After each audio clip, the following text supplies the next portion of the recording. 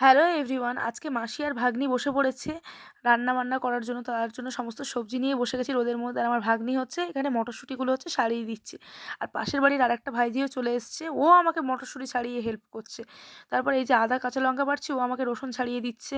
তারপর এই যে সমস্ত কাটা বাটা হয়ে গেলে আজকে মেইনলি রান্না করছে হচ্ছে চিকেন। আর চিকেন রান্নার ভিডিও তো তোমরা দেখেছো আর সবাই জানো মোটামুটি চিকেন কীভাবে রান্না করতে হয়।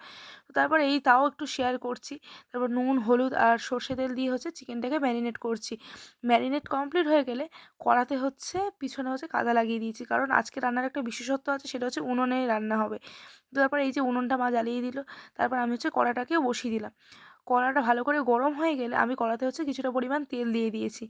তেল দেওয়া হয়ে গেলে আবার দিয়েছি হচ্ছে আলুটা হচ্ছে নুন আর হলুদ দিয়ে ভালো করে ভেজে নিয়েছি। আলু ভাজা কমপ্লিট হয়ে গেলে কড়াতে জিরে আর গোটা গরম মসলা দেওয়ার পর দিয়ে দিয়েছি পেঁয়াজ। আমি পরে কিছুটা পরিমাণ পেঁয়াজ অ্যাড করেছি, তবে সেটা ভুলে গেছি দেখাতে। তারপরে এই যে আদা কাঁচা লঙ্কা বাটা দিয়ে দিলাম, তারপর দিয়ে দিলাম রসুন বাটা। দেওয়ার পর হচ্ছে ভালো করে নাড়াচাড়া করি। সমস্ত ভিডিও ক্লিপ নিতে পারিনি, কিছু, কিছু করে নিয়েছি। তারপর এই তো টমেটো দেওয়ার পর নুন, হলুদ সমস্ত কিছু দেওয়ার পর হচ্ছে বেসিক যে মশলাগুলো লাগে, তারপর তেল ছেড়ে দিলে মাংসটাকেও দিয়ে দিলাম। তারপর ঢাকাও দিয়ে দিয়েছি। আর উনুনের আঁচটা দেখেছো কীরকম ধিমি, ধিমি? তো তারপর এই ধিমি আঁচে রান্নার কিন্তু টেস্টই আলাদা। ঢাকনা খোলার পর দেখছি এরকম কিছুটা দেখাচ্ছে। তো তারপর আবার ঢাকা দিয়ে দিয়েছিলাম। তো মাঝখানে অল্প, অল্প করে ভিডিও করেছি। সবগুলো তো দেখাতে পারি না। আর আমার ভাগ্নি বসেছিল অনেকক্ষণ থেকে। ওকে আমি হচ্ছে আবার ডাকলাম। ও যখন স্নান করতে যাচ্ছিল, আলু দিয়ে দেওয়ার পর ও এসছে মটরশুঁটি দিতে।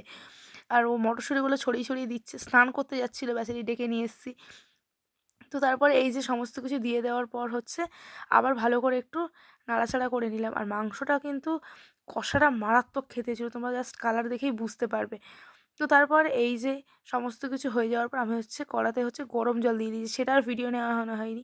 তারপর দিয়েছি ধনেপাতা কুচি। দিয়ে দেওয়ার পর হচ্ছে আমি আবার দিয়ে দিয়েছিলাম ঢাকা। ঢাকা দেওয়ার পর হয়ে যাওয়ার পর একটু গরম মসলা দিয়ে আমি একদম ঢাকা দিয়ে উনুনের আঁচ একদম বন্ধ করে দিয়ে আমি চলে গেছিলাম স্নান করতে। আসার পর দেখেছো ঢাকনাটা খোলার পর কি টেস্টি দেখতে লাগছে না?